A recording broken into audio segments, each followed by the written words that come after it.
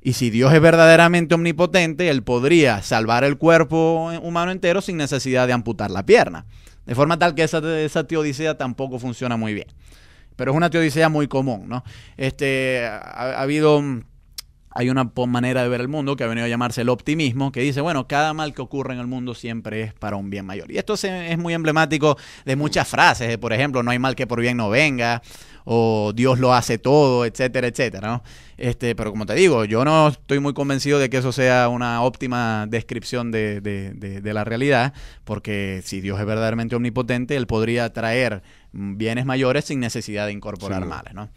Hay otra justificación, que esta es quizás la más común de todas, otra justificación de por qué Dios permite el mal, y es que se dice que Dios le ha dado el libre albedrío a los hombres. Entonces, si los hombres violan, matan, roban, mienten, etcétera, Dios no puede interferir sobre las malas acciones de esas personas, porque si Dios estuviese interfiriendo sobre las malas acciones de esas personas, estaría irrumpiendo sobre su libertad, sobre su libre albedrío. O sea, el hombre hace y organiza lo que quiere y Dios los deja. Exacto, entonces que el mal en el mundo es realmente obra del hombre y como es obra del hombre y Dios le dio libertad al hombre, pues Dios no puede interferir en las acciones de los seres humanos. Y eso es lo que ha venido a llamarse la teodicea del libre albedrío y ha tenido muchos defensores en la historia de la filosofía. San Agustín, por ejemplo, fue uno de los que más la defendió. Pero eso a mí tampoco me convence. O sea, que el hombre mata porque mata, porque quiere y porque además Dios permite. Exacto, pero claro, lo que dice gente como San Agustín es que si Dios interfiriera y no permitiera que el hombre matara, entonces ya el hombre no sería libre, sería como un robot, como un títere. Pero entonces el bien concedido por la libertad es mayor que los males derivados de las malas acciones de los hombres, ¿no? De las decisiones morales equivocadas. Entonces, esta teodicea ha venido a llamarse, bueno, la teodicea del libre albedrío. Dice, Dios permite el mal para dar libertad a las personas. Pero a mí esta teodicea tampoco me convence mucho, porque fíjate tú que, por ejemplo, el terremoto de Haití, eso no fue causado por ningún ser humano. Eso es lo que podría llamarse un mal natural. No es el tipo de males morales que son los causados por los hombres, sino los males naturales. Las enfermedades tampoco son causadas por los hombres. Entonces, hay muchísimos males en el mundo que no son causados por los hombres, pero que aún así existe. Entonces, si los males existieran solo como consecuencia del libre albedrío, Dios no permitiría los terremotos y las demás instancias de mal natural donde el hombre no tiene participación en esas catástrofes. Bueno, por ahí hay una hipótesis que yo no acepto, pero dicen que, por ejemplo, que el gobierno de Estados Unidos lanzó provocó. Yo eso no lo acepto. Claro. Pero uno podría decir, bueno, incluso el terremoto de Haití fue provocado por la acción del hombre, y entonces como fue provocado por la acción del hombre, Dios no intervino para detener eso. Pero supongo que tú y yo estaremos de acuerdo en que hay muchas instancias de sufrimientos donde el hombre no ha causado eso. Muchas enfermedades, muchos huracanes, terremotos, etcétera.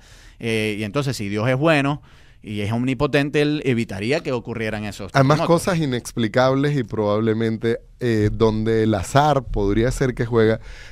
Solo hay un árbol, hay una persona sentada debajo del árbol, se parte una rama, le cae la rama en la cabeza y murió. Claro, ¿y por qué a él? ¿Qué hizo esa persona para merecer eso? Bueno, de nuevo, lo que alguien que defiende la existencia de Dios te podría decir, bueno, quizás esa tragedia ocurrió para que, no sé, sus hermanos se reconciliaran porque estaban peleados entre ellos. La justificación del claro, y ese mal, que si bien es una tragedia, propició cosas aún mejores. Eso puede ser una justificación. Otra puede ser, bueno, quizás esa persona mereció que se le cayera encima el árbol porque, no sé, porque era un pecador. Ahora, entra también en estas visiones de las creencias de Dios o de la justificación de la existencia de Dios, y entra también el actuar de Dios sobre los hombres, o por la vía del libre albedrío, o por la intervención directa de Dios, que Dios actúa en medio de los hombres, el Dios que sea, ¿no? Ahora, no hay una visión pesimista cuando dice, bueno, es que Dios lo quiso así, es que debe ser lo mejor que Dios dispuso para.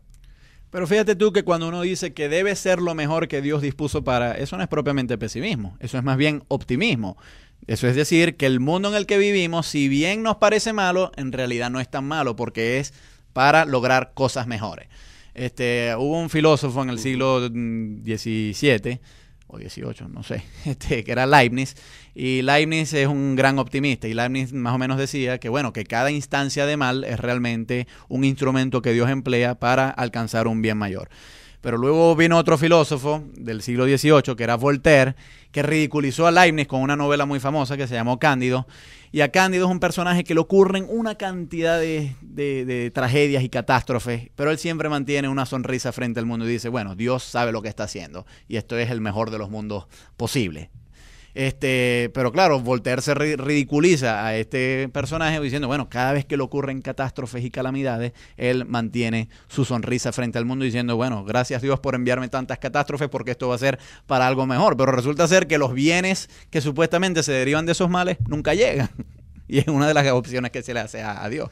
Estamos conversando a través de Luz Radio, estamos en Buena Onda, hoy conversando sobre un tema controversial y de inagotable diálogo como la existencia de Dios, con Gabriel Andrade, Alexander Hernández, y un tema que dejamos para después de esta pausa tiene que ver si estos argumentos que hemos conversado, que han sido argumentos digamos, bastante débiles para comprobar definitivamente, unas razones bastante débiles para comprobar que Dios existe, porque hay millones de personas en el mundo que creen que existe un Dios y por el cual además su vida puede girar en torno a la existencia de ese Dios con esas características. Ya regresamos.